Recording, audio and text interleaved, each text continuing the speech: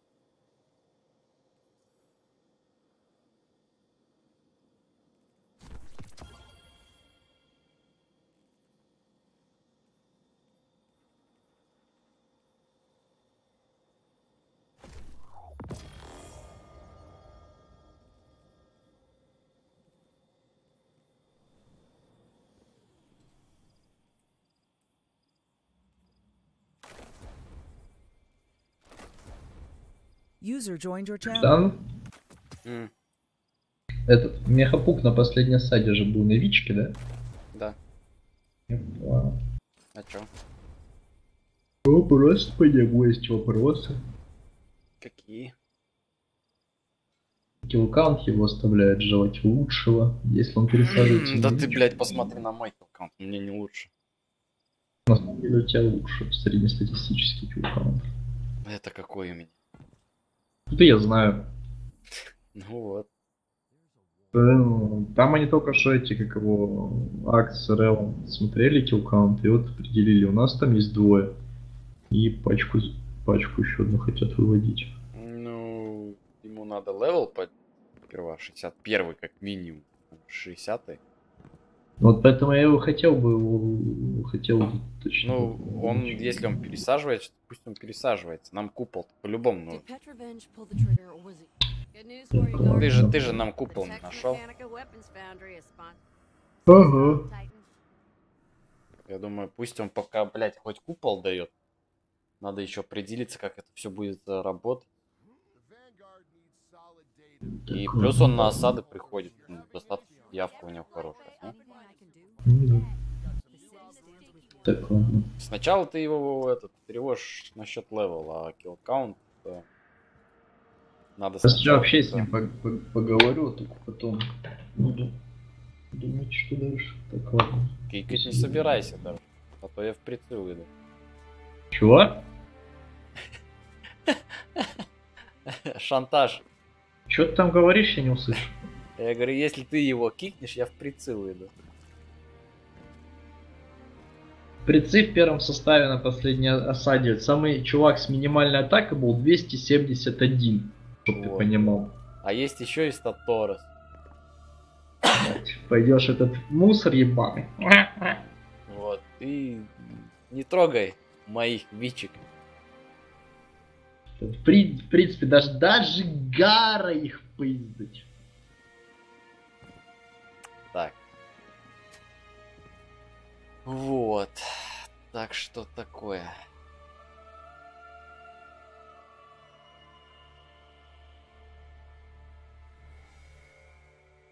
Так, а сколько у меня киллкаунт? Ты можешь посмотреть? Я не знаю, я его не считал. Просто вот смотри. Мы же там говорили, что у нас будет проверка по киллкаунту. Вот со старта как бы серверов и вот до последнего осады 29-го просто посмотрели людей по киллкаунту, среднему за осаду. А Как у бы него-то атаки сколько? У него есть там 260? нету. Ну вот. Не, если вы хотите киллкаунт, мы можем дрочить, блядь, вокруг, блядь, спецов и одиночек вытаскивать. То есть, понимаешь, мы же, как нам говорят, вперед мы и пошли. Ну и сколько там надо? Мне вообще пол хита, я его подыхаю. Он на страйкере, или на ком он там играл, говорит, блядь, 2 хита и да, ничего не сделал.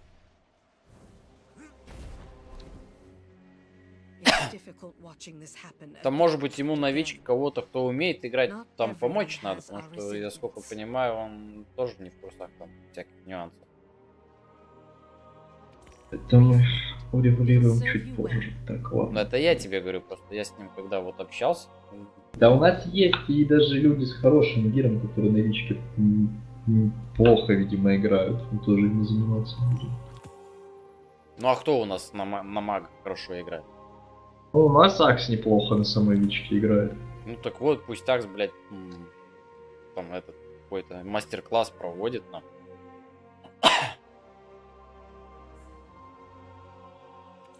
Reef made. It'll serve you well.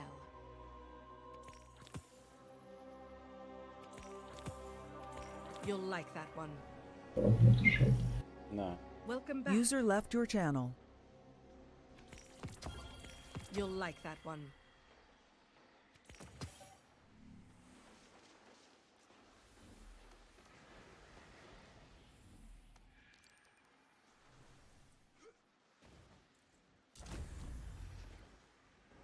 Did you need something? Don't you...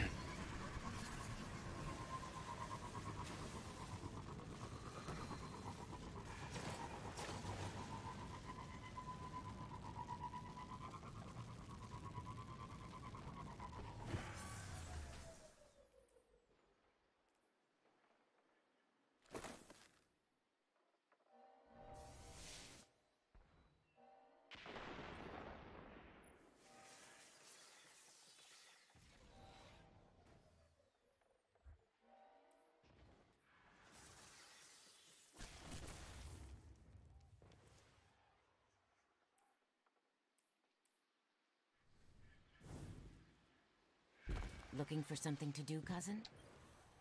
The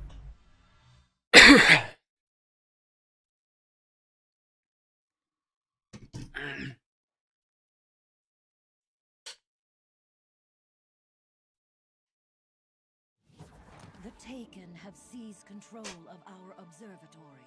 I fear they've set their sights on the Oracle engine. The space phone. It is far more than that.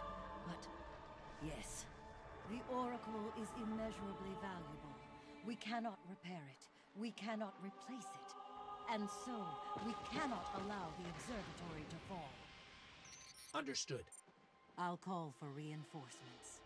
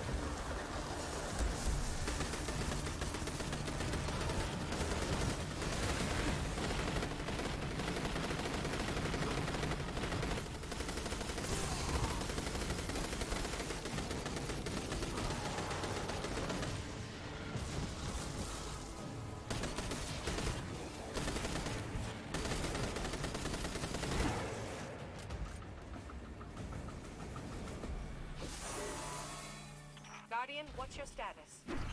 Approaching the observatory now. I'm trying to send you some backup. Bear with us.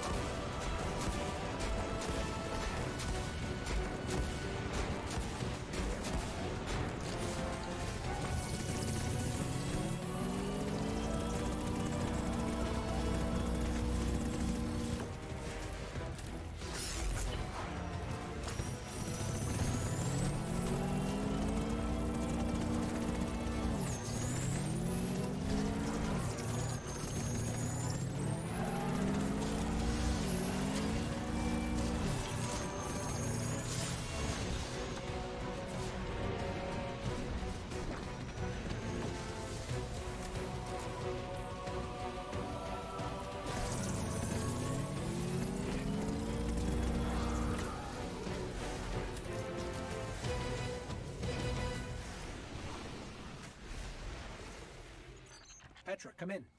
Observatory's clear. No damage to the Oracle. Good. That's good. But I can't shake the feeling that we're being outmaneuvered. First the relics. Now the observatory. I just don't see how it adds up. It may not. The Hive aren't renowned for their strategy. Neither are the Taken. I suppose that's true. Good work anyway.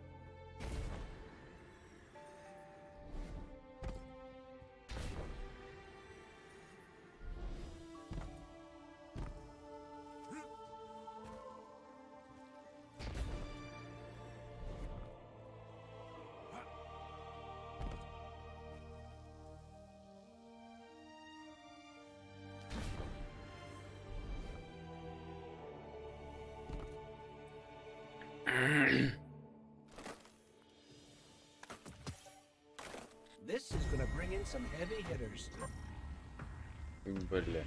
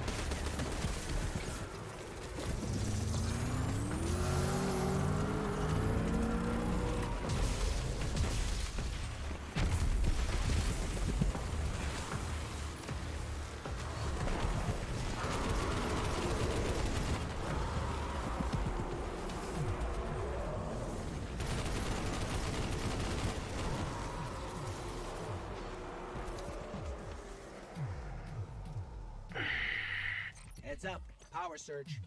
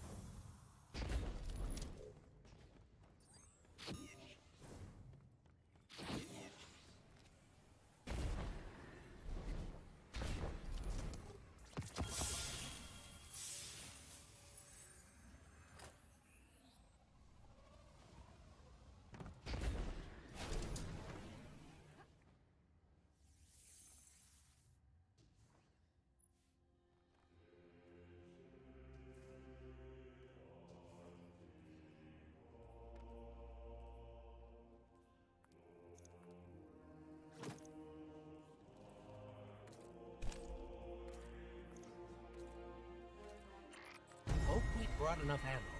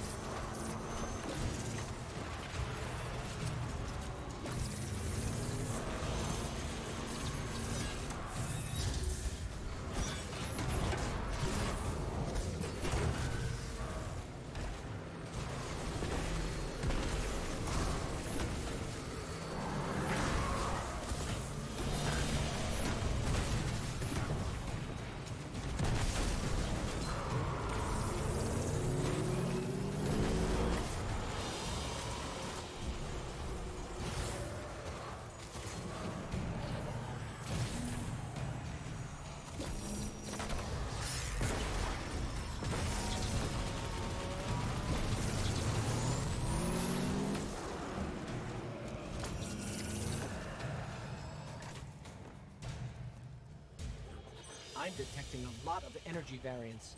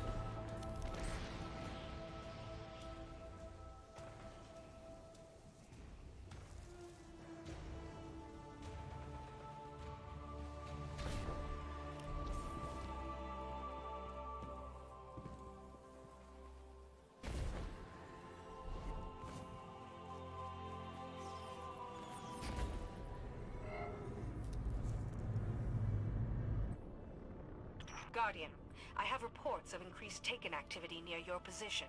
Stay safe out there.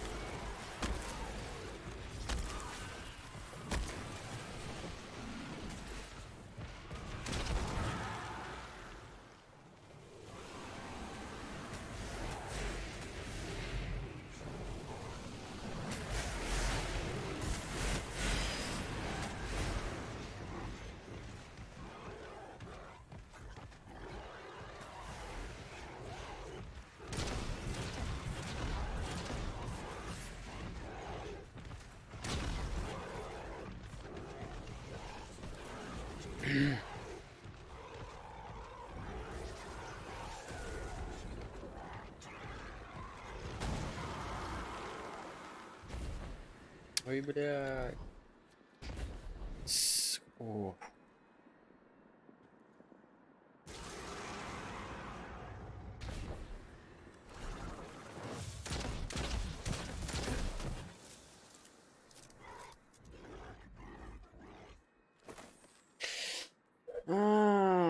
Так.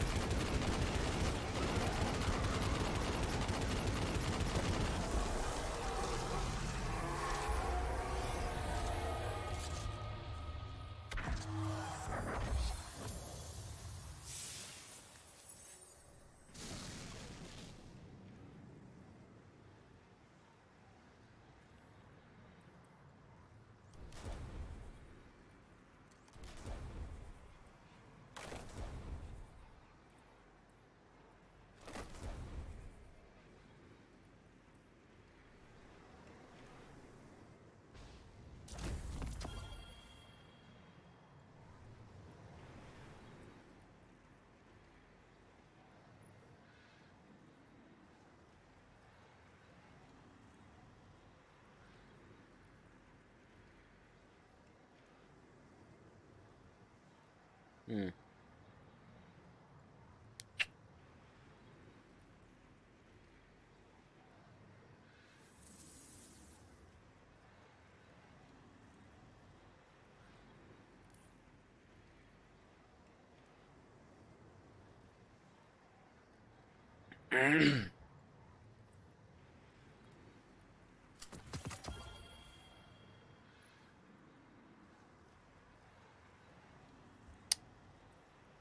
Хуйня.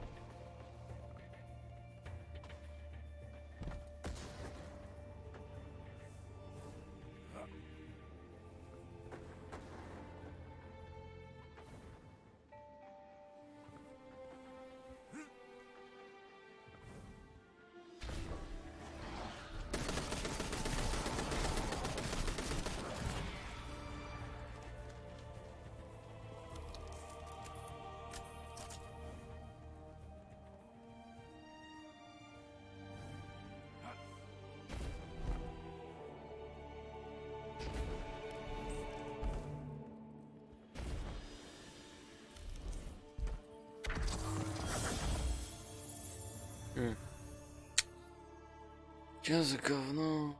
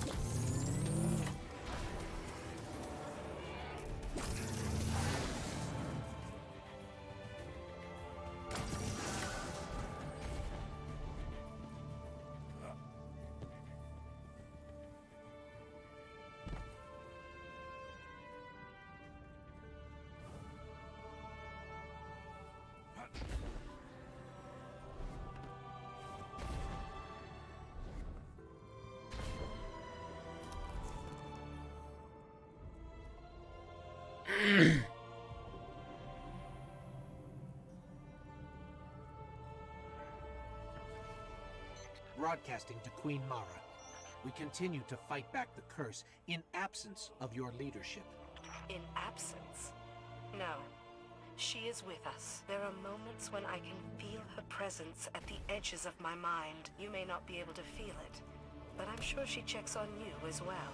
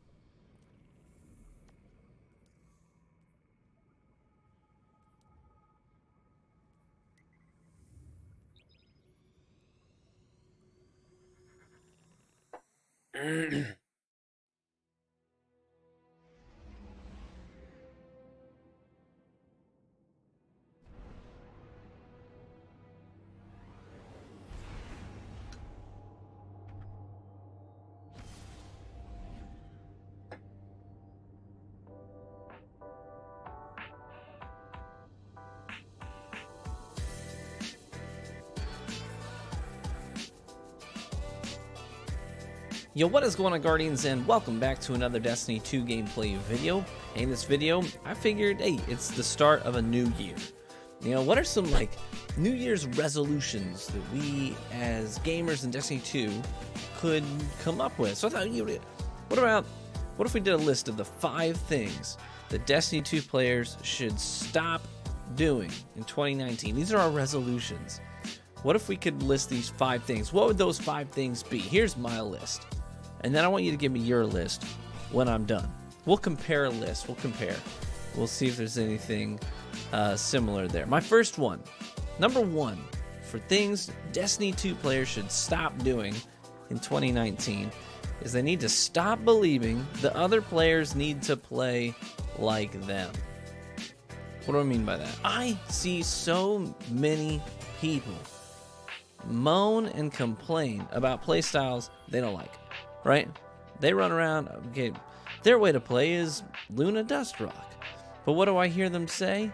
Oh, this guy's just laning with a sniper.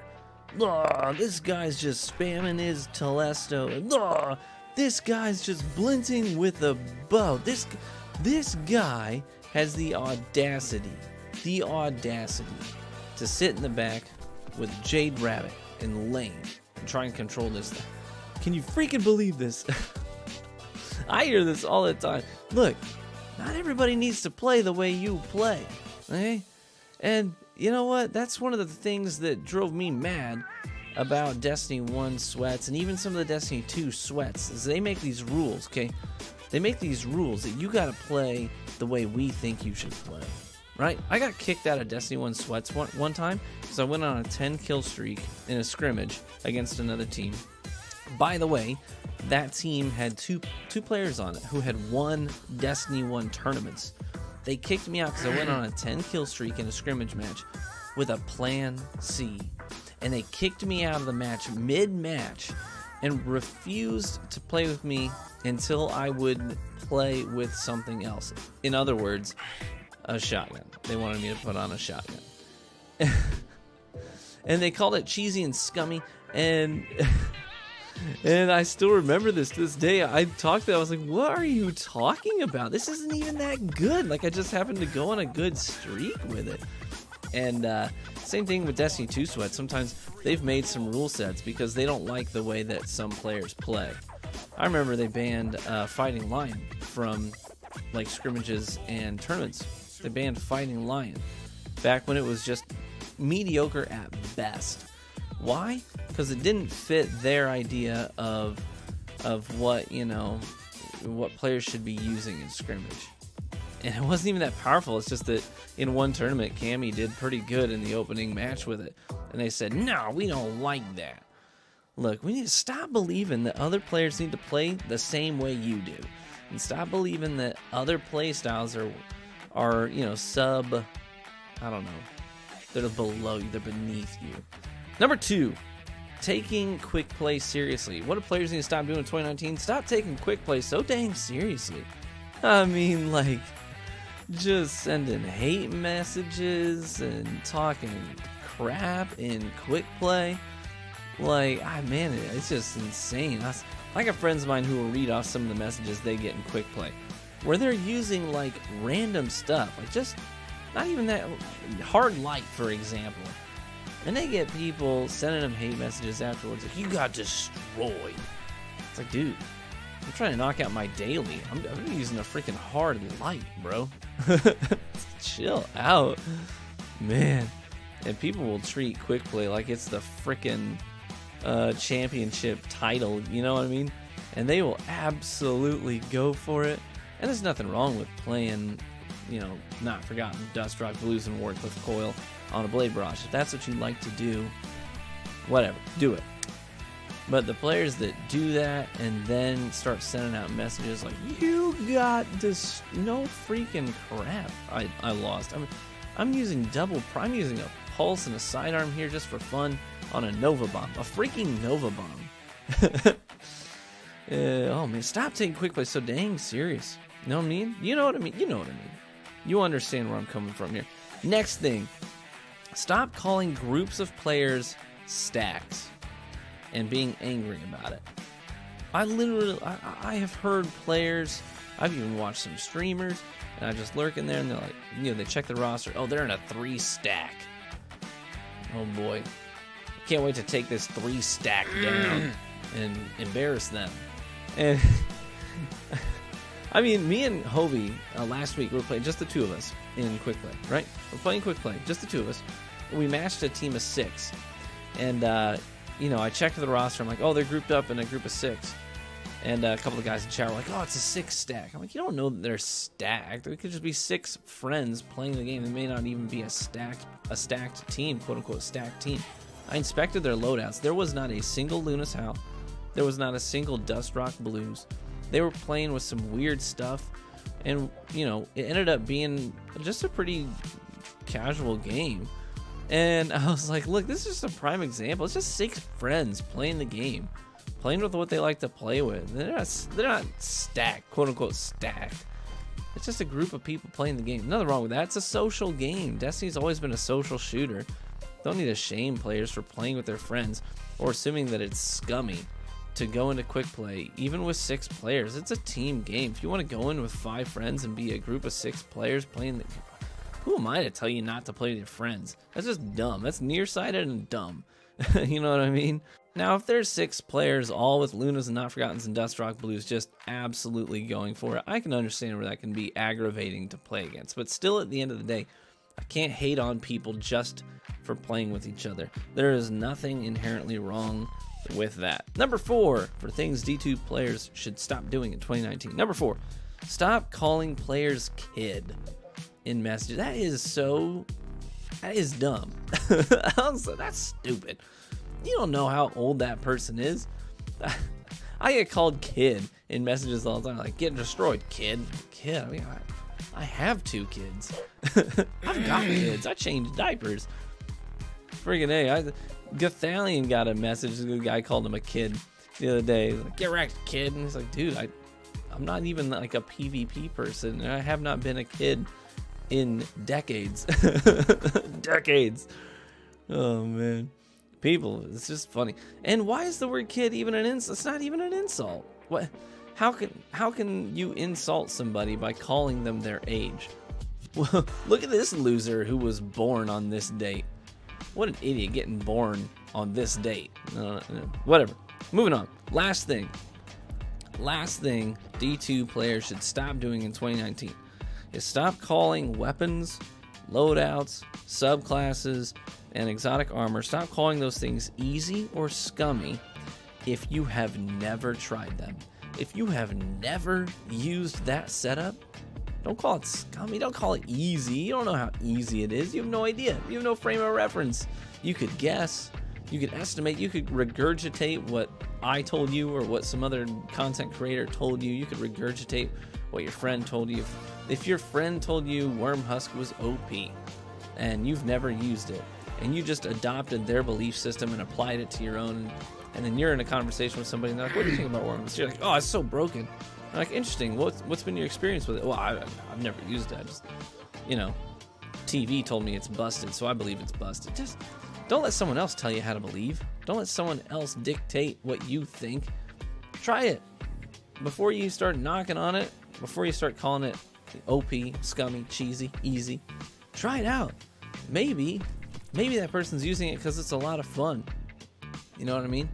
How do you know for sure? I get people all the time who are like, sniping's easy on PC. And I'm like, really? You snipe on PC? Like, no, I'm a console player. But you know, sniping's really hard over here, but it's really easy on PC because it's just point and click. Well, I mean, they can be more accurate, but it's not easy. It's not easy to snipe on PC. I played PC for 4 months straight and didn't touch my console, and I sniped. It wasn't easy to snipe. People just like to feel superior for some reason. So it's sort of like built into us. We have to fight back that urge. We just like to believe that we're better for some reason. So we like to knock on things that we don't use. Stop that. Don't do that. One of the best things about humanity is our diversity. And whenever you try to snuff out diversity, that's when things go very, very badly. We don't have to snuff out diversity. If it's not you, it's not the way you do things, that's not bad. It's just different. Learn to appreciate different. There's nothing wrong with different. All right. These are my 5 things that D2 players should stop doing in 2019. What's your list? If you were to make a list of 5 things D2 players should stop doing in 2019, what would that be? Oh, stop playing Destiny. Har. Yeah, I know. That is the #1 response that I expect to hear. Stop playing it. Yeah, that's not helpful. What would you say? Let me know. Anyways, thanks for stopping in. Thanks for watching the video. Thanks for the support. Love y'all. Be warm and well fed, my friends. I hope to catch you in the Crucible.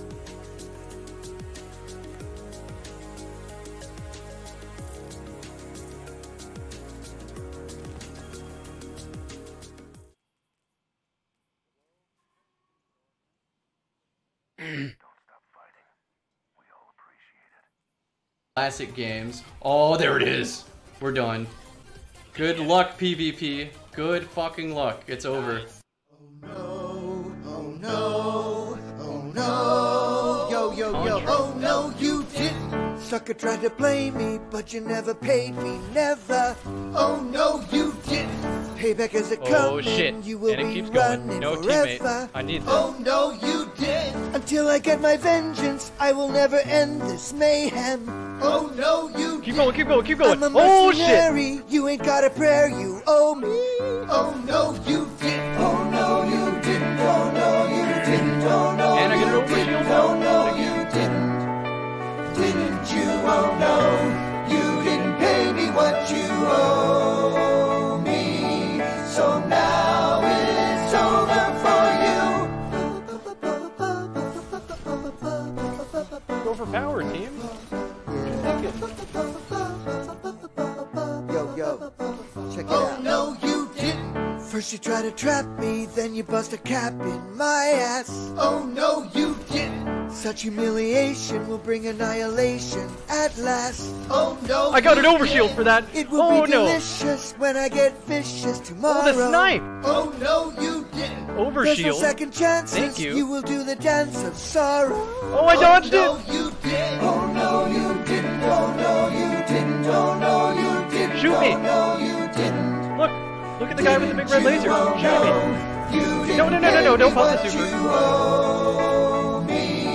So now it's over no, you don't even get to do it. I'm gonna fight the other overshield. What a fool. Sorry, bitch, I got inertia override. Someone mark me. Alright, come on. Oh no, you didn't. Better watch your back, boy. Keep running. This ain't just a game I'll never stop. Picked up the kill and got the My overshield. arsenal. I put out the call. And when I'm finished, y'all, you'll be a ragdoll.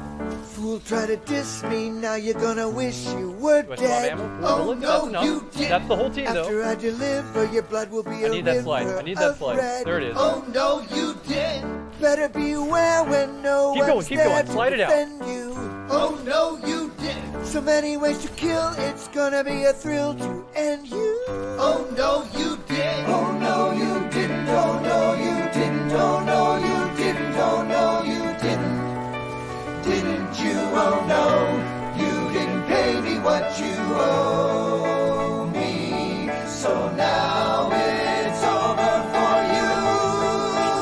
Oh no, oh no, Overshield, please. oh no, you No, you didn't just do that.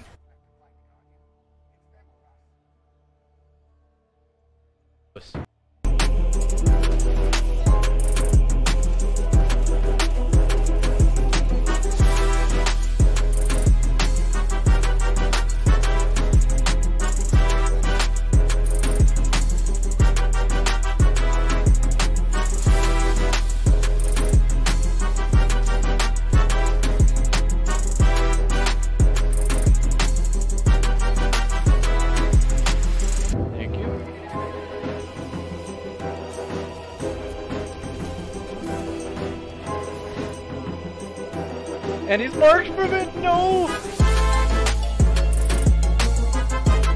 And I'm still getting him!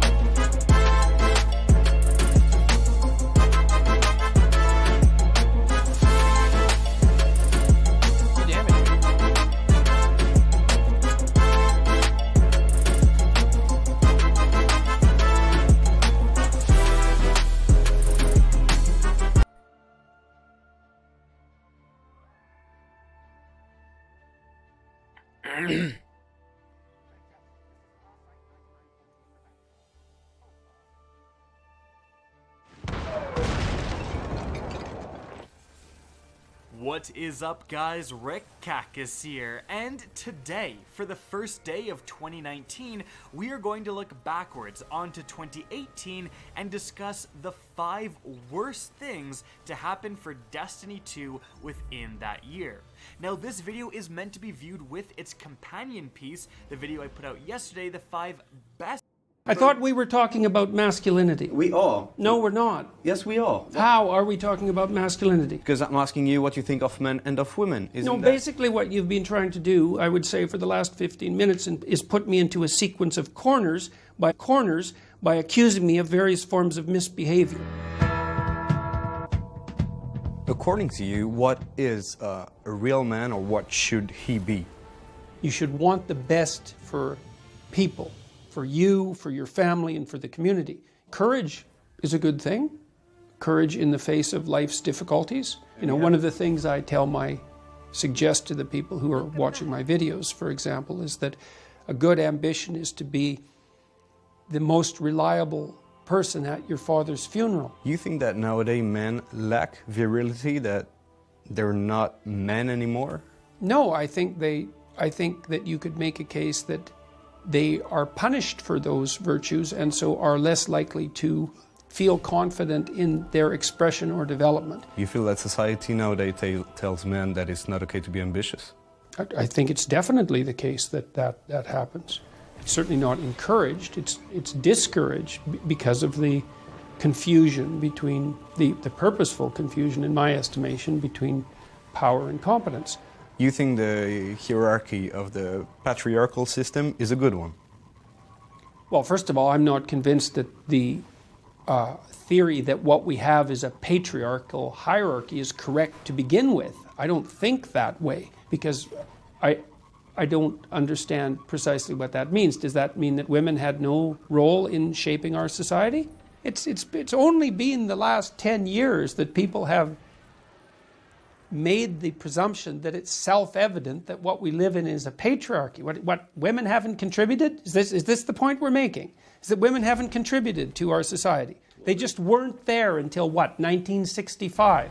And all of a sudden they took their place. All the women before that weren't doing anything at all. It was all patriarchy. You don't feel that globally men have the better end of the stick? No. Well, no, I don't believe that globally men have the better end of the stick. Like what? I don't understand why people would even begin to conceptualize the world that way. Better in what way? Roles of power in businesses, politically, men pretty much rule the world, no? Well, what about in warfare? What about in dangerous jobs? Who gets killed in war? Who fights in war? Men. You have women horse soldiers in the army nowadays. Yeah. It's opening more and more. Yeah. Well, no, we're not going to go down that. Is a woman soldier not as good as a man soldier? I don't know whether a woman soldier is as good as a man soldier. I know that in most armed forces, women aren't placed in high combat frontline positions. Who is responsible for this, the demasculization of the society? Feminist groups have a fair bit to do with it, and the radical left types that insist that what we live in is a patriarchal tyranny. What is the issue with feminists nowadays? They think that the idea that our culture is a tyrannical patriarchy is an axiomatic truth. Well, I think that's complete nonsense. The insistence that sex, gender identity, and gender expression are social constructions, the insistence upon that, the insistence that if there are any differences in outcome, that's a consequence of oppression. That's what's up with them. All of that's complete bloody nonsense. You have the feeling that feminism has gone too far? Far too far. But it's the leftist it's not so much feminism, it's really the ideology that characterizes the radical left. Feminism is part of that. even though there were still huge inequalities. What inequalities are we talking about precisely? Talking about wages, access the to wage positions gap of has power. nothing to do. The wage gap has nothing to do with prejudice, or virtually nothing to do with it. Single men and women in their 20s. In fact, there's a wage advantage for single women in their 20s. So if there's any gap at all with regards to wages, it's a gap between people and mothers. Most of the data in all of the countries, you know, come up to that conclusion that a woman who has the same position as a man. Women and men who do the same job, the women end up getting paid less? Yes. And you control for everything else? No, sorry, the data's wrong. There's at least 16 reasons why men get paid more than women. Men work longer hours. If you work 10% longer hours, you make 40% more money. Okay, men work in more dangerous positions. So there's a wage advantage for working in more dangerous positions. Men are more likely to move as a consequence of being required to by their job. So men are, there's more. I understand what you're saying. You're saying that there were many different points that explain why we come up to that final statistic, but that if you look at the reasons why, then it's because men work longer, because they move more than women, and they work in more dangerous positions. They're more likely to work outside. I'll take you on that. They're more likely to work in STEM fields. They're more likely to work in fields where you can scale. If you look and you say, well, on average, women make less money than men, which is also different than saying that they make less for doing the same work, because those aren't the same claims, then you have to say, well, what are the reasons that are contributing to that? You can't just say, well, it's a consequence of gender discrimination, unless you can only think about one thing at a time. And I would say that's another problem with the modern feminists, is they can only think about one thing at a time.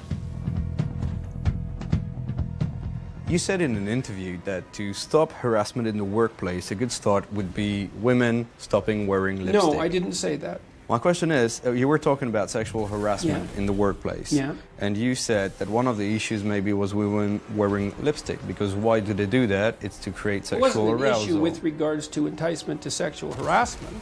It was an issue to what are the rules governing male and female behavior in the workplace. And if makeup is a sexual signal, then why should it be acceptable in the workplace? Well, what the hell do you think makeup is for? Why do women wear red lipstick? Just out of curiosity. Why do they rouge their cheeks? Because why they red? want to feel beautiful? Look, I mean, the ideas that I'm putting forward here with regards to makeup aren't contentious. This has been studied. We know perfectly well what sexual signaling does, why people wear makeup, why women wear makeup. When you say these kind of things, a woman may think that, oh, then I might be responsible for what this guy at the office said to me because, yeah, I was wearing makeup. So then I'm the one to be blamed. That wasn't the point I was making. No, but do you understand that for a woman watching this and who is a victim of sexual harassment in the workplace, I don't things care like that, about that. You don't care about what she may feel after she hears you? No, I don't care. I really don't care particularly what people feel about facts. What are the rules exactly governing the behavior of men and women in the workplace? NBC, no hugging. Okay, that's a rule now. Okay, how about no sexual displays in the workplace? None. How about that for a rule?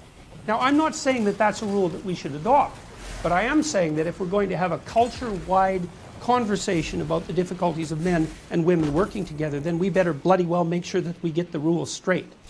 Now, when the Maoists took over China, they had men and women wear the same uniform. No makeup, same haircuts. Why? To eliminate all of that. I didn't say that if a woman wears makeup, that's any excuse for a man to harass her. I just said that if she's wearing makeup, that's sexual signaling. And that is what it is. My vision of it is that, in a way, it puts the blame on women and it gives the guys a free pass. Well, you can interpret it that way if you want, but that isn't how I see it. And that's also not what I'm implying. And I think that it's appalling that women are treated badly in the workplace by, like, unsophisticated men who have no idea how to govern their impulses. In a video, you said that the problem with those angry women is that since at the end of the argument you cannot fight physically, you can't really deal with them. That's not what I said. I said that that's one of the things that keeps conversation between men civil. Women can't argue with angry women. Women are often bullied by angry women. what I meant was more, you said that, and I'm really like not trying to paraphrase you or, you know, to put words into your mouth. You are trying that directly. No, it is things that you said, that you cannot deal with those yes, but don't tell me crazy that you're not sisters trying to because put they're words into my hysterical mouth, and because all you've that. selected what you're going to ask, and you selected it very carefully with a tremendous amount of forethought. Well, and there's a purpose for that. What is the purpose precisely? I am quoting things that you said. Why? What is it that you're trying to establish? Because you said that. I thought we were talking about masculinity. We are. No, we're not. Yes, we are. How are we talking about masculinity? Because I'm asking you what you think of men and of women. Basically what you've been trying to do, I would say, for the last 15 minutes is put me into a sequence of corners by accusing me of various forms of misbehavior. So why are we doing that? What's the point here? These are things that you said. My job as a journalist is to ask questions about what you represent and the ideas that you defend. Your job is also to select the things that you might ask about in some manner that doesn't indicate a substantive bias. You picked 3 things to talk to me about in the last 20 minutes that were very carefully selected. Like, why did you pick those things? Because this is my job. No, not necessarily. You could be asking me, for example, why I've spoken to 250,000 people live in the last 8 months. That might be more newsworthy. Well, we're not going to have a big debate about journalism, but if a journalist doesn't ask the tough questions, how can you give the good answers? But it depends on what the tough questions are. It depends on I didn't think that they would be tough. We're talking about things that you said. I mean, if it's easier to have conversation between men, because there is this underlying threat, you know, of a physical contact. I don't think it's easier. It tends to be somewhat more civil. So, fighting is the ultimate way of resolving the conflict? It's a good question. It's a good question. The ultimate way of resolving a conflict is to negotiate for peace.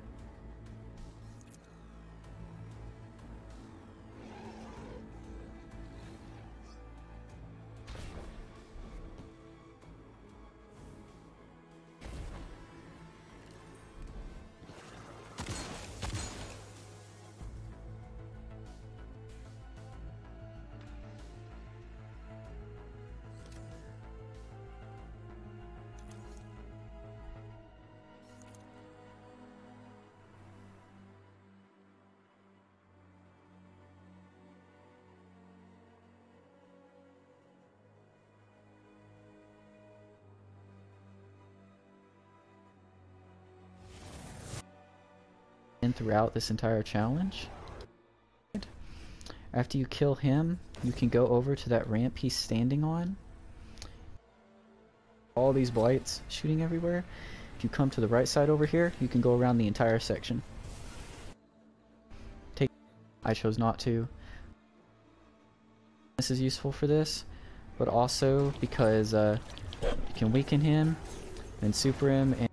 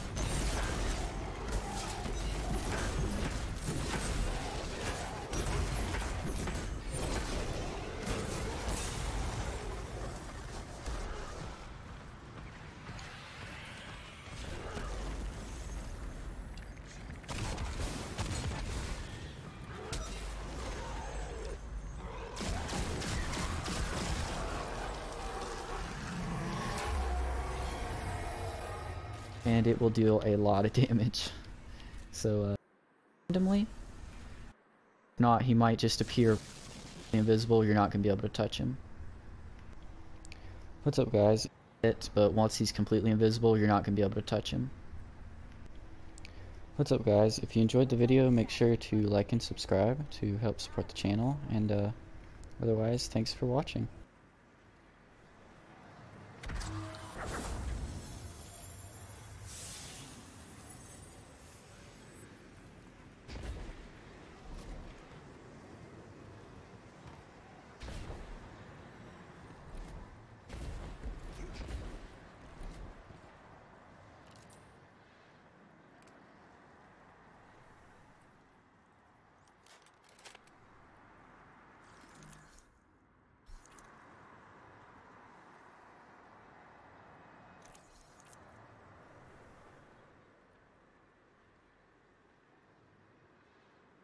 Screecher, you're getting close to the second location that Tolan can appear at, and it is going to be on this small island shooting everywhere.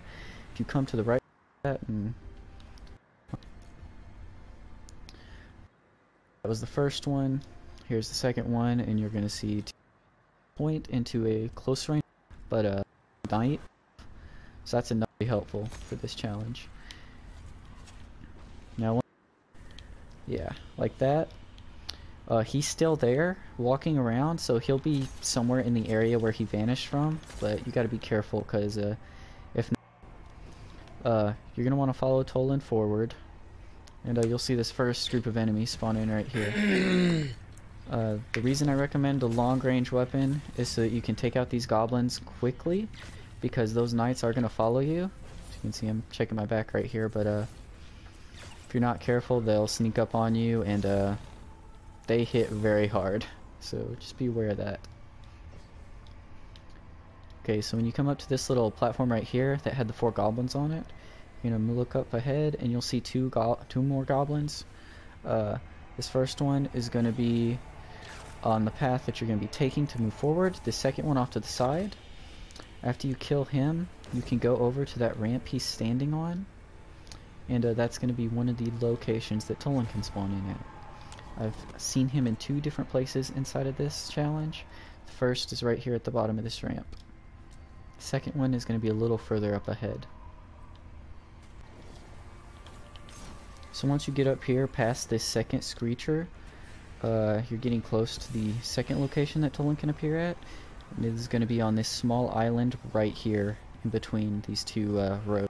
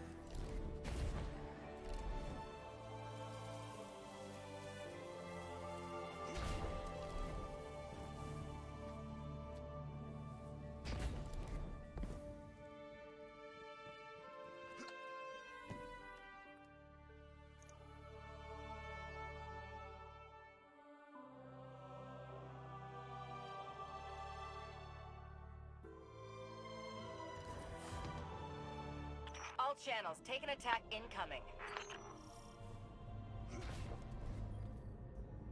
Welcome back.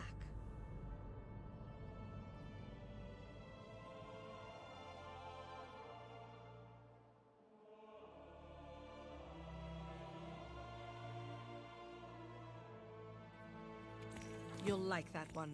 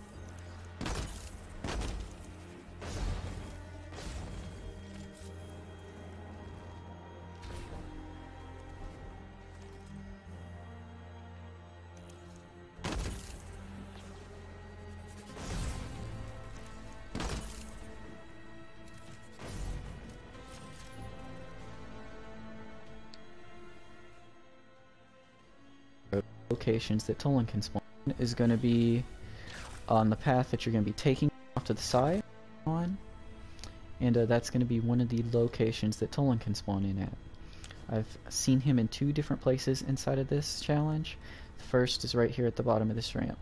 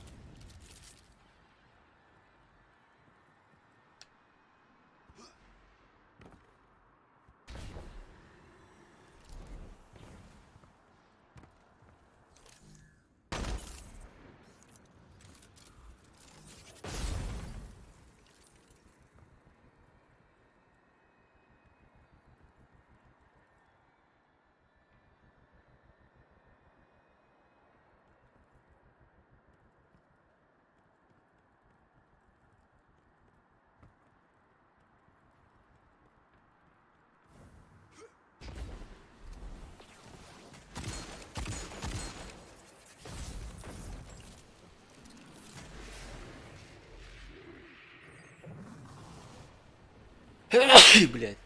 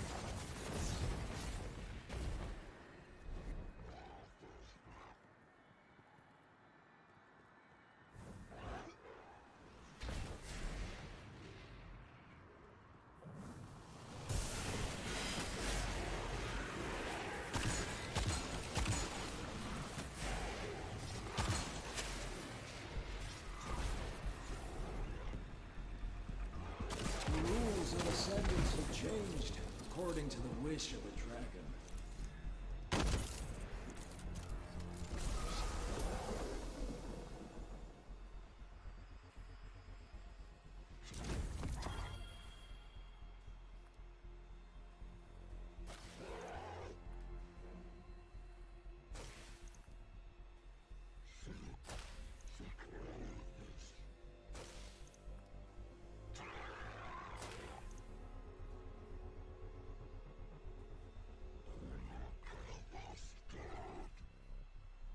In the past few years, it's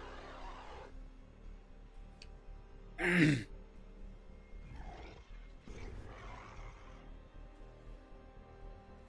you can manage it.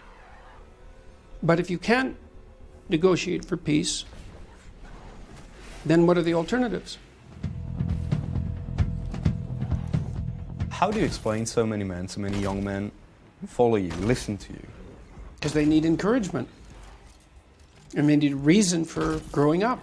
And I encourage them and give them a reason to grow up. What are you? It's better to grow up than to stay immature. Are you a father figure? Sometimes. A prophet, in a way, a guru? I don't believe that I'm a guru. Mm-hmm. I don't think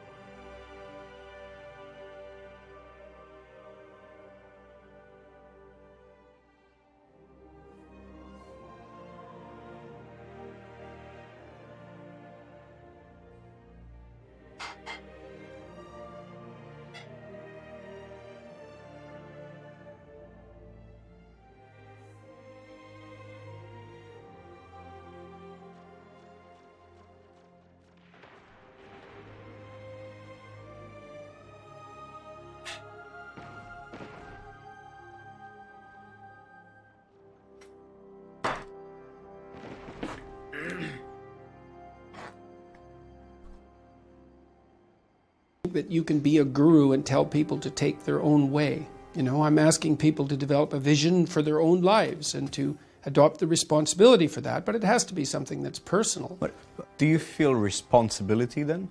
Yes, absolutely. Fundamentally, this is supposed to be helpful to people. What if I told you that you're playing on young men's distress to make all that money? That accusation has been leveled at me before. I don't know how I'm playing on their distress, exploiting it or helping it. The fact Look, is, I've a lot said of right people... from the beginning that I'm an evil capitalist. I don't make any bones about it. I'm not ashamed of making money. It's very hard to make money. Can I ask you bluntly how much you make? I make $80,000 a month on Patreon. My book is selling about 20,000 copies a week. I have royalties that probably amount to something approximating $1.50 on each of those. The tours garner about $35,000 to $50,000 an evening. I have a business that's generating, I don't know, something in the neighborhood of $200,000 a month for me personally. There's some other smaller sources of income than that. Then you are making a lot of money. Yes. Out of this. I certainly am.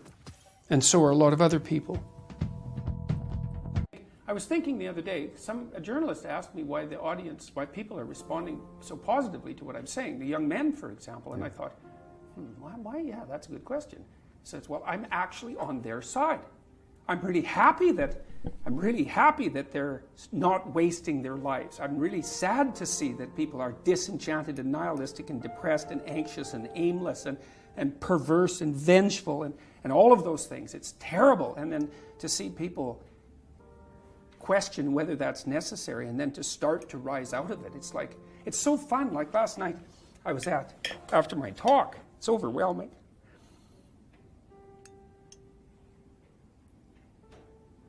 I don't usually think about these things, but I was after my talk last night, and so all these people line up, and you know they have their 15 seconds with me, and they're kind of tentative. They're excited and attentive when they come up to talk to me, and then they have 15 seconds of time to tell me something. I'm really listening to them, and they're hesitant about whether or not to share the good news about their life, and I think it's often because when people share good news about their life, people don't necessarily respond positively.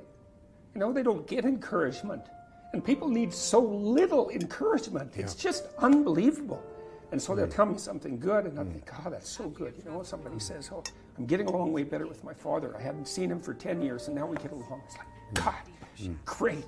And then the power of that, you can't overstate the power of that for individuals to get their life together. The individual is an unbelievably powerful force, and every single person who gets their act together a little bit has the capacity to spread that around them. It's a chain reaction, and so it's a lovely thing to see.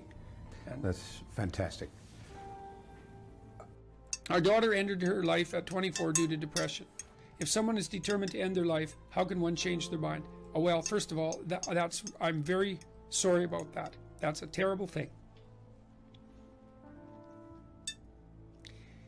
Look, I had this friend,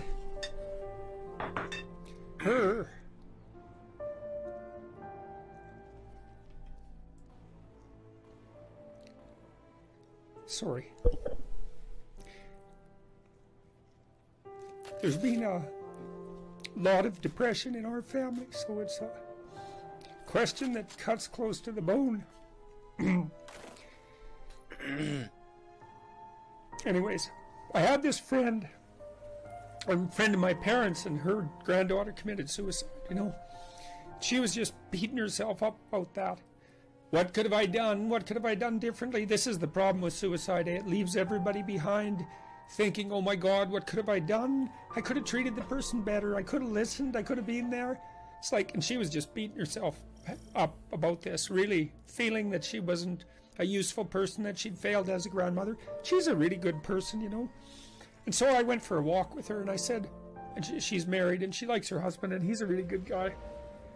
And I said, look, you're blaming yourself for your granddaughter's suicide. How much responsibility do you feel that you have, particularly guys the alt-right, who, as you say, some of them have enjoyed your work, and say, No, I'm not one of you guys. I'm not with you guys. They haven't enjoyed my work. I've definitely read bits on the internet. Read more. Do you think a trans woman is a real woman? I don't really like the way those questions are formulated. You know, I don't know what that means. What do you mean a real woman? Well, I'm asking you, in your mind, you know, it depends what you think a real woman is, but do you think a trans woman is a woman? No. Why not? Because I think that women are capable, generally speaking, of having babies, and they have female genitalia, and they have an XX chromosome, and I think the biological markers are relevant. I'm interested in people being able to have different choices and having equality of outcome. Aha, well, so the overwhelming proportion of people who are in prisons are male. Now, do you want to equalize that, just out of curiosity? What about bricklayers? They're 99% male, and we've got about 3/4 of the population now in universities in the humanities and social sciences are female. Yeah. Are we going to equalize that?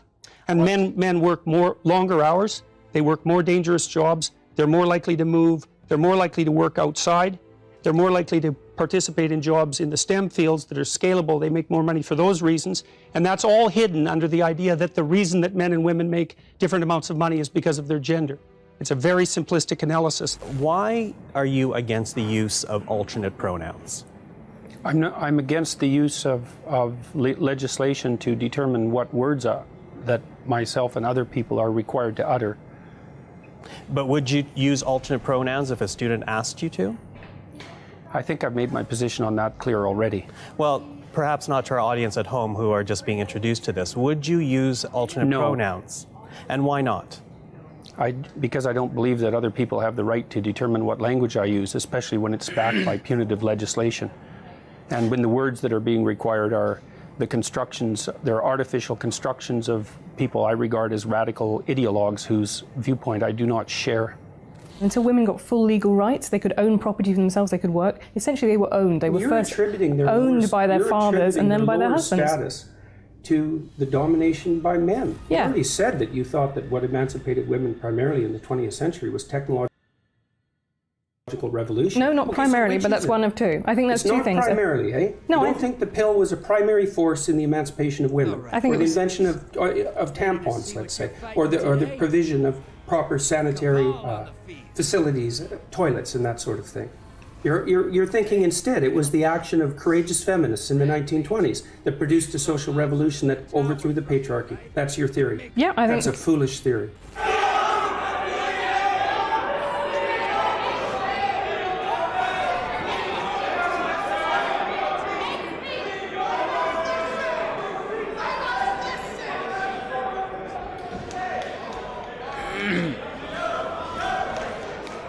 That's pure narcissism at work, by the way.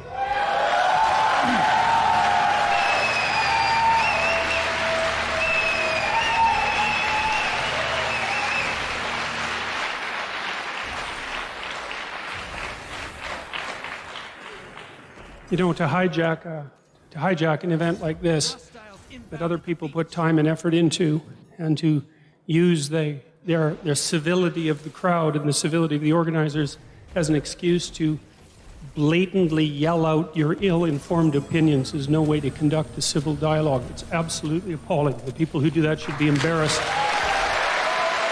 My idea of the patriarchy is a system of male dominance of society. Yeah, but that's not my sense of the patriarchy. So what's yours? Well, in what sense is our society male-dominated? The fact that the vast majority of wealth is owned by men, the vast majority of capital is owned by men. Women do more unpaid labour. A very tiny proportion of men, and a huge proportion of people who are seriously disaffected are men. Most people in prison are men. Most people who are on the street are men. Most victims of violent crime are men. Most people who commit suicide are men. Most people who die in wars are men. People who do worse in school are men. It's like, where's the dominance here precisely? What you're doing is you're taking a tiny substrata of hyper-successful men and using that to represent the entire structure of Western society. There's nothing about that that's vaguely appropriate. But I could say equally well that most rape victims are women. You know, terrible things happen to people of both sexes. And you could say that with perfect utility, but that doesn't provide any evidence for the existence of a male-dominated patriarchy. I would say that anybody with more than a cursory knowledge of 20th century history who dares to claim simultaneously that they have compassion for the downtrodden and that they're Marxists are revealing either an ignorance of history that's so astounding that it's actually a form of miracle, or a kind of malevolence that's so reprehensible that it's almost unspeakable. Because we already ran the equity experiment over the course of the 20th century, and we already know what the Marxist doctrines have done for oppressed people all around the world, and the answer to that mostly was imprison them, enslave them, work them to death, or execute them. And as far as I can tell, that's not precisely commensurate with any message of compassion. Sorry, tried that, didn't work. We got 100 million corpses to prove it, and that's plenty for me. And if it's not enough for you, well then you should do some serious thinking either about your historical knowledge or about your moral character. Question for Professor Peterson. Why do you feel that someone's personal gender identity and pronouns infringes your free speech? Can one not also argue, based on your interpretation, that professors can use racial slurs in their classroom and that the inability to do so would violate their freedom of speech? There's a difference between saying that there's something you can't say and saying that there are things that you have to say. And I regard these made-up pronouns, all of them, as the neologisms of radical PC authoritarians. Do you understand that? And I'm not a fan of that sort of person. And the reason I'm not a fan of that sort of person is because I've done my homework. I've read everything I can get my hands on in the development of authoritarian political systems, and I know the literature inside out and backwards. And I am not going to be a mouthpiece for language that I detest. And that's that. This whole patriarchy thing, I think you have no idea how pernicious and dangerous it is. Well, no, I don't. I really don't. Go on. Throughout history have fundamentally cooperated to push back against the absolute catastrophe of existence. A terrible death rate, the probability of chronic starvation, early death, disease, the difficulty of raising children, with all the death that was associated with that. And to look backwards in time and say, well, basically what happened was men took the upper hand and persecuted women in this tyrannical patriarchy is an absolutely dreadful misreading of history. It's a terrible thing to teach young women, and it's a horrible thing to inflict upon men. When the Marxists say, well, that wasn't real Marxism, what it really means, and I've thought about this for a long time, it's the most arrogant possible statement anyone could ever make. It means, if I would have been in Stalin's position, I would have ushered in the damn utopia instead of the genocidal massacres, because I understand the doctrine of Marxism and everything about me is good. It's like, well, think again, sunshine. You don't understand it. You don't understand it. And you're not that good. And if the power was in your hands, assuming you had the competence, which you don't, you wouldn't have done any better. And even if you had, there would have been someone else waiting right behind you to shoot you the first time you actually tried to do anything good. And that's what happened to all the old guard who ran the damn revolution. Stalin rounded them all up and shot them, along with their families and millions of other people. So even if you do happen to be that avatar of moral purity that you claim implicitly, the probability that you get to act out your goodness in relationship to those possessed by your ideology is zero.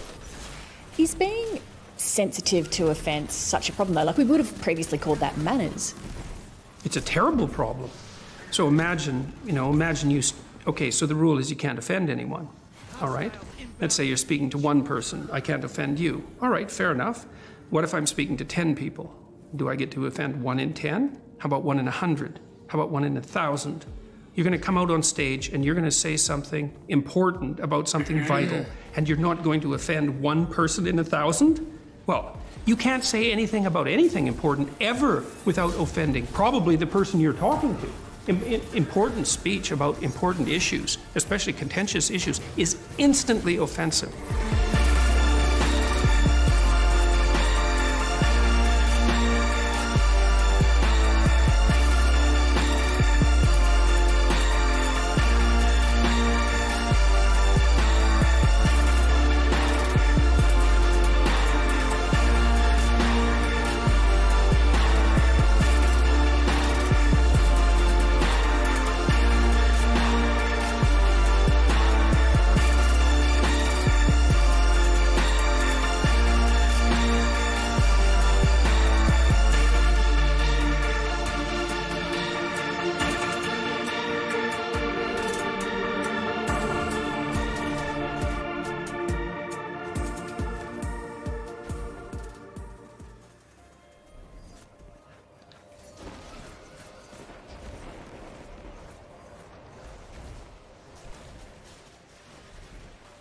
Peterson, do you have any comments on the Nazi presence at your protest?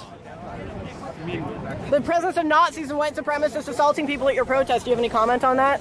Yeah, I don't like Nazis.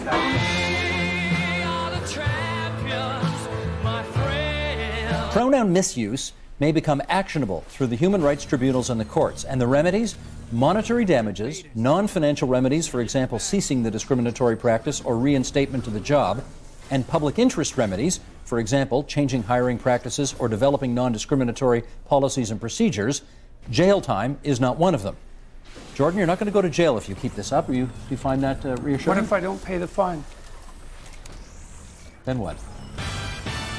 Those are the sorts of problems that trans people face every day, being out of housing, being considered, considering suicide. These are really big problems. My refusal to use pronouns because left-wing activists want me to use them has nothing to do with whether or not trans people are having difficulties in society. And I'd also like to point out that I've had many letters of support. Problem, isn't it? I've had many letters of support from trans people, and they tell me that the trans activists don't support them, and most trans people Jordan, actually wanted to be referred to as he or she. Doesn't mean they that weren't you my are friends. Untransphobic. They weren't my friends. Just because you know a few people, just because you've talked to a few trans people, you don't know the trans community like the trans community does. You've got no idea what it's like to be trans. Professor Pete, Professor Pete, I'm sorry to interrupt. Let's let Professor Peterson finish his thought, please.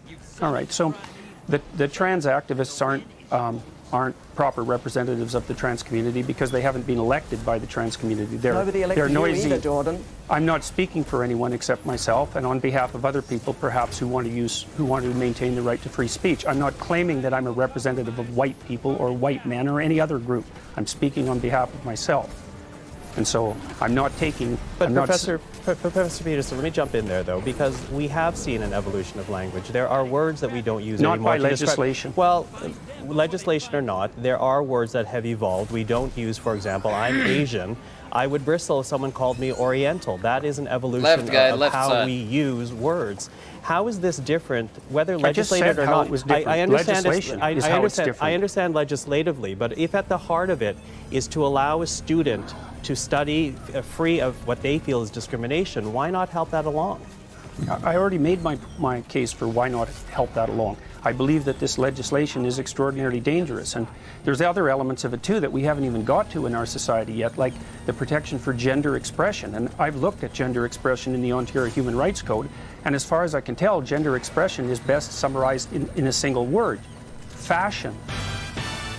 Can someone please explain to Jordan B. Peterson that there's a difference between freedom of speech and freedom from consequence? Do you agree there's a difference? Well, certainly there's a difference. And are you prepared to suffer the consequences that society may deem you need to suffer because of your views? Yes, I'm prepared to do that. What does that entail? Are you open to learning? Well, hang on. That's not the question. Hang on, that wasn't the question. It's That's right. Well, so what am I willing to do? Well, I think that the Ontario Human Rights Tribunal is probably obligated by their own tangled web to bring me in front of it. If they find me, I won't pay it. If they put me in jail, I'll go on a hunger strike. I'm not doing this. That's that. I'm not using the words that other people require me to use, especially if they're made up by radical left-wing ideologues. Now, if our society comes to some sort of consensus over the next while about how we'll solve the pronoun problem, let's call it, and that becomes part of popular parlance, and it seems to solve the problem properly without sacrificing the distinction between singular and plural, and without requiring me to memorize an impossible list of an indefinite number of pronouns, then I would be willing to reconsider my position. But I'm also partly opposed to this because it's been made mandatory and has the whole weight of the law behind it. It's like, this is a very bad idea. I believe this is a very bad idea. And I believe that the reason this has caused so much noise, tremendous amount of attention on YouTube, is because there are things that are at stake in this discussion, despite its surface nature, that strike at the very heart of our civilization. When people talk about common ground, it's got to be founded on some kind of truth. And when we have feminists saying, I don't believe in the biological differences between men and women, Well, that's why it's controversial. Where do you go from there? That's why it's controversial to say what you're saying, and it's controversial to say, hold on a second, maybe a girl on testosterone therapy winning high school wrestling meets is a problem. That's controversial. Yeah, maybe that's a bad idea. It's just possible that that's not a very good idea. You know, I mean, it's hard to imagine that that could be the case. But, well, in this idea that I don't believe in the biological differences between men and women, it's like, well, what do you mean by believe? Exactly. It's like you act out your belief. You know, I mean, what the hell does that mean? And what do you mean? See, what do you mean by belief? What do you mean by biology? And what do you mean by gender? Like, as soon as you put those three concepts together in a sentence that says, I don't believe in the biological difference between the genders, you throw the meaning of all three of those words up into the air so far that no one can tell what you're talking about, including you. Yeah. And that's the goal, though, I think, a lot of the time. I think it's... Oh, definitely. Definitely. The goal, part of the goal, is an all-out assault on the categorical structure. Do you think a trans woman is a real woman? I don't really like the way those questions are formulated. Now, I don't know what that means. What do you mean, a real woman? Well, I'm asking you, in your mind, you know, it depends what you think a real woman is, but do you think a trans woman is a woman? No. Why not? Because I think that women are capable, generally speaking, of having babies, and they have female genitalia, and they have an XX chromosome, and I think the biological markers are relevant. It doesn't necessarily mean that I don't think that...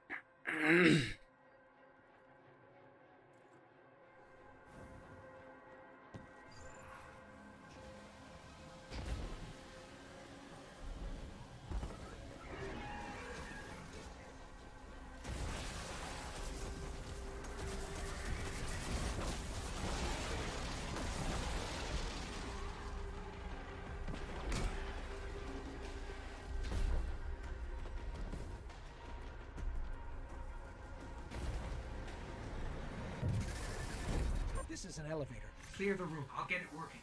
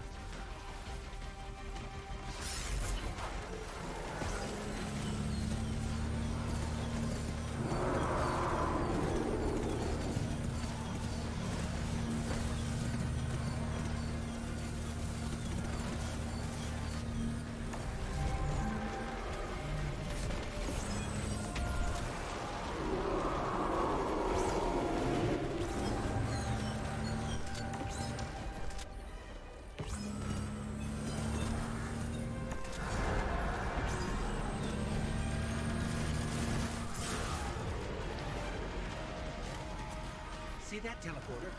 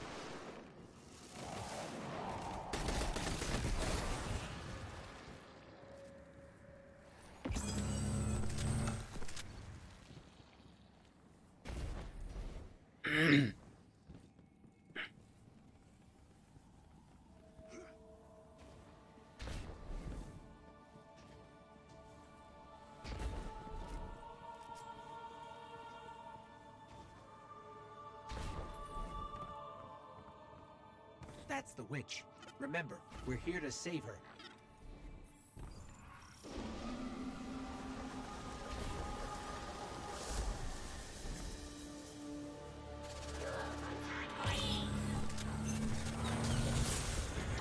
Воу-воу-воу-воу-воу, ебануться, блядь. Идите вы, блядь, нахуй.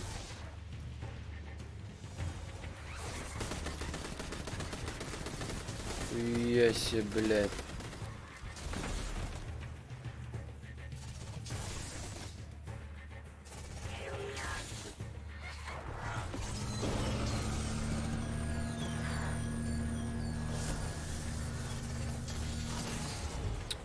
Блядь, чё за удар ебучий, блядь?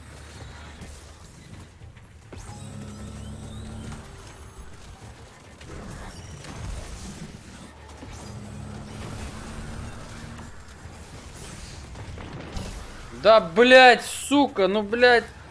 Да вы заебали, блядь.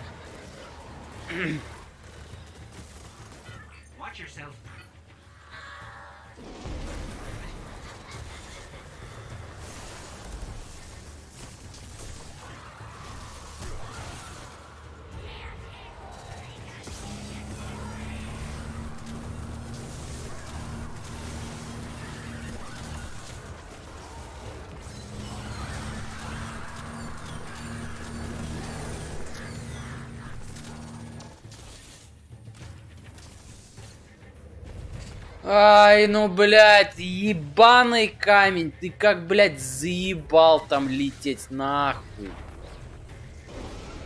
Сука, блядь, вот начинает хуярить, блядь.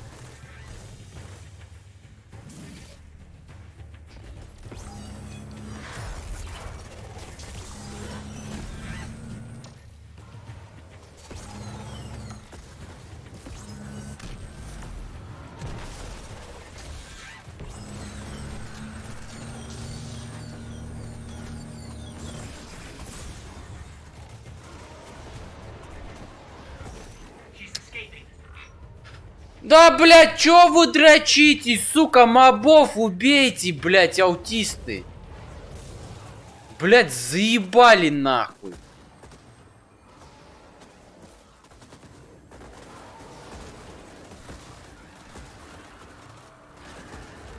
Да добейте этого пидора, блядь, сука. Ебать, с импульской бегает, ебу. Да чё ты, блядь, сука, стреляешь? Ссал на.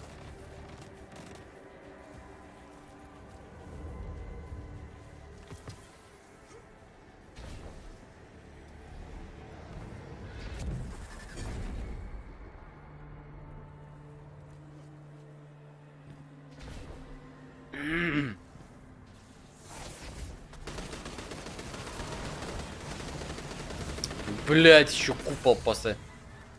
Что за нахуй, блядь?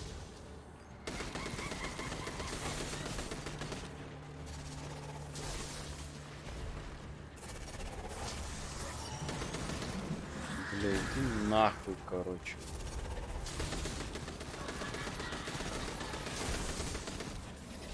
Ебать, баба, блядь, стреляет. Чё, бля, какой двойной героический сейчас?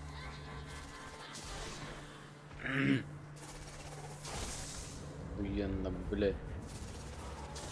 Да ебал в рот, нахуй! Сколько вы тут, блядь, летаете?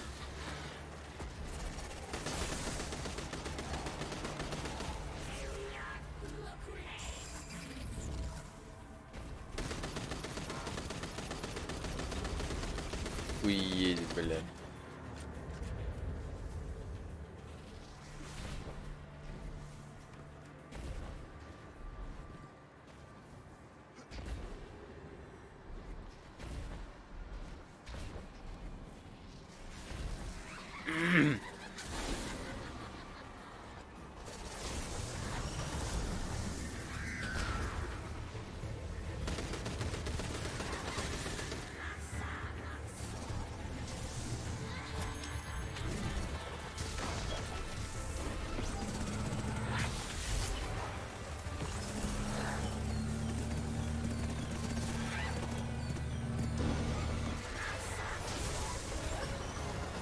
Да, блядь, съебало нахуй.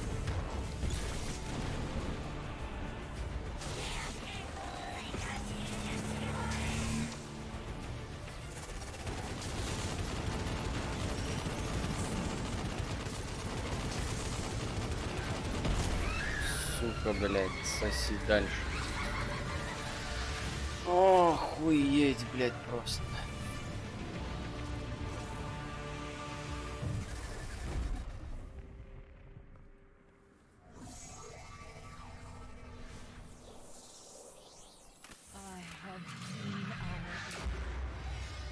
I have seen the end.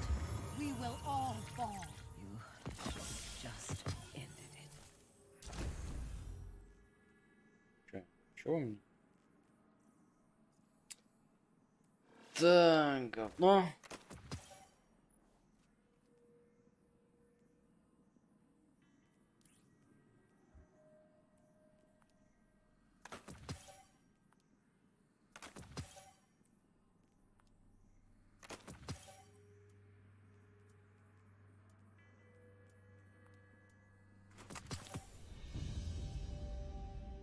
Не.